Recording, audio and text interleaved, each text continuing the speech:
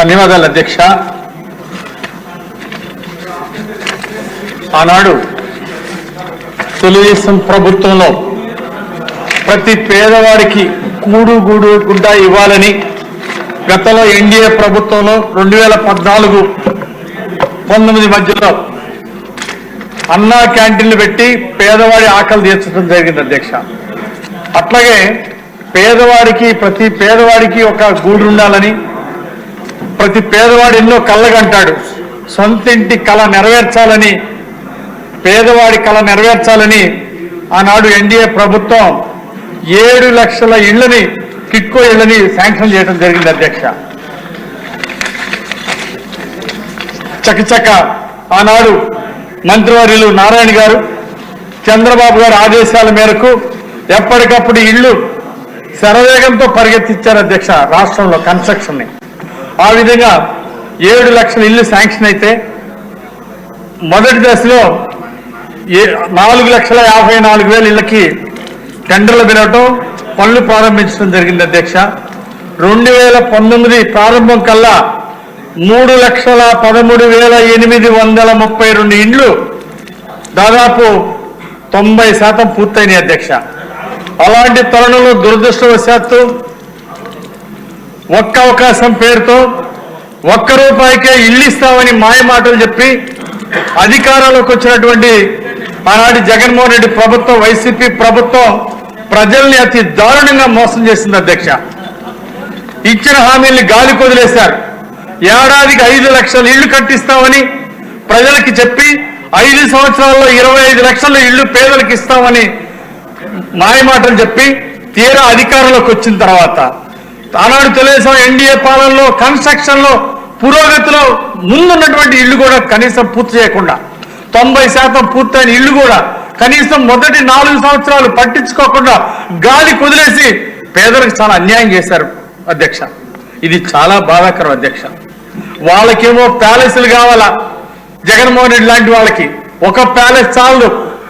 బెంగళూరులో ప్యాలెస్, హైదరాబాద్లో ఒక ప్యాలెస్, చివరికి రిషికొండలో కూడా 400 కోట్లు ప్రభుత్వ ధనాన్ని వాళ్ళ స్వార్థం కోసం ఖర్చు పెట్టారు అధ్యక్ష.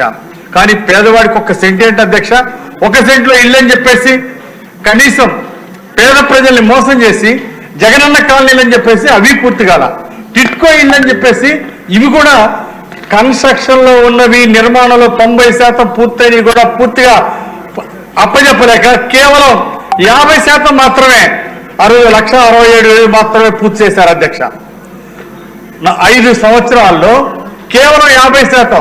అదే ఎన్డీఏ ప్రభుత్వం ఉండుంటే మంత్రి నారాయణ గారు మరో సంవత్సరంలో మొత్తం పూర్తి చేసేవాళ్ళు అధ్యక్ష.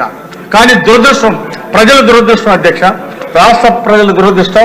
ఆ రోజు ఆ ప్రభుత్వం వచ్చినందువలన, వైఎస్ఆర్ ప్రభుత్వం వచ్చినందువలన లక్షలాది మంది ప్రజలు నష్టపోయారు. వాళ్ళకి ఇల్లు పూర్తి కాలేదు. సరికదా కనీసం నెల డబ్బులు కట్టమని బ్యాంకుల నుండి నోటీసులు వచ్చినాయి అధ్యక్ష. ఎంత బాధాకరం. ఓ పక్క ఇల్లు లేదు కొంతమంది, చాలా లక్షల మందికి, మరోపక్క నోటీసులు పంపించి బ్యాంకుల నుండి నోటీసులు వచ్చినాయి బిల్లులు కట్టమని. ఆ విధంగా చాలా నష్టపోయారు. అలాగే టిట్కో ఇళ్ల కోసం 17 కోట్ల రూపాయలు వడ్డీలు చెల్లించాల్సి వచ్చింది. కానీ గాలి వదిలేశారు కన్స్ట్రక్షన్. పేదవాడికి ఇల్లు దక్కలేదు. టిట్కో ఏమో 17 కోట్లు వడ్డీ చెల్లించాల్సి వచ్చింది. మరోపక్క పేదవాడికి నోటీసులు ఇచ్చి నెల డబ్బులు కట్టమన్నారు. పేదవాళ్ళు డిపాజిట్లు కట్టారు. పేదవాడు కట్టిన డిపాజిట్లు తిరిగి చెల్లించలేదు జగన్మోహన్ రెడ్డి ప్రభుత్వం. ఓ పక్క ఇల్లు ఇవ్వలేదు, మరోపక్క ఇచ్చిన డిపాజిట్లు కూడా తిరిగి చెల్లించలేదు. ఆనాడు తెలుగుదేశం ప్రభుత్వంలో పూర్తయిన ఇళ్ళకి లాటరీ వేసి న్యాయబద్ధంగా ఎవరికి లాటరీ వస్తే వాళ్ళకి ఇచ్చారు అధ్యక్ష. కానీ 90 సొమ్ము ఒకటి సోకొకటి అన్నట్టు 90% ఆనాడు ఎన్డీఏ ప్రభుత్వంలో నిర్మించిన ఇళ్లకి రంగులు వేసుకొని ఆ 10% ఖర్చు పెట్టి సోకొకటి అన్నట్టుగా జగన్మోహన్ రెడ్డి ప్రభుత్వం పూర్తి చేసి లాటరీ పద్ధతి ఇవ్వలేదు అధ్యక్ష. మోసం చేసి ఇష్టారాజ్యంగా సొంత ప్రయోజనాల కోసం వాళ్ళు ఇష్టం వచ్చిన వాళ్ళకి ఇచ్చారు అధ్యక్ష ఇల్లు. పేదవాళ్ళని పక్కకు వదిలేసి ఇష్టం వచ్చిన వాళ్ళకి ఇల్లు ఇచ్చారు. ఆ విధంగా ఇచ్చిన ఇళ్లలో కూడా మోసం చేశారు. ఆ తర్వాత తెలుగుదేశం పూర్తి చేసినటువంటి 90% పూర్తి చేసినటువంటి ఇళ్లని మా సొంతం అని చెప్పేసి రంగులు వేసుకొని చెప్పుకోవడం చాలా సిగ్గుసేట అధ్యక్ష. నేను అడుగుతున్నా అధ్యక్ష, ఆనాటి ముఖ్యమంత్రి వైఎస్ఆర్ పాలనలో సంవత్సరానికి 5 లక్షలు 25 లక్షల మంది ఇళ్లు చేస్తామని ఎందుకు చేయలేకపోయారని నేను అడుగుతున్నా అధ్యక్ష. కనీసం కన్స్ట్రక్షన్ లో ఉన్నటువంటి వాటిని ఆ 3,13,000 ఎన్డీఏ ప్రభుత్వంలో పూర్తయిన 90% పూర్తయిన ఇళ్లు కొన్ని, 70% పూర్తయిన ఇళ్లు కొన్ని ఎందుకు పూర్తి చేయలేకపోయారు అధ్యక్ష? 5 సంవత్సరాలు ఏం చేసింది ఆనాటి ప్రభుత్వం? మరి అడిగితే ప్రజలకు కూడా సమాధానం చెప్పలేనటువంటి ఆనాటి ప్రభుత్వం. అందుకే ప్రజలు ఈ ప్రభుత్వం మాకొద్దని ఇంటికి సాగనంపారు అధ్యక్ష. అలాగే 2.5 లక్షల మందికి వాళ్ళు కట్టినటువంటి డబ్బులు తిరిగి చెల్లించలేదు. 400 కోట్ల రూపాయలు చెల్లించాలి ప్రభుత్వం.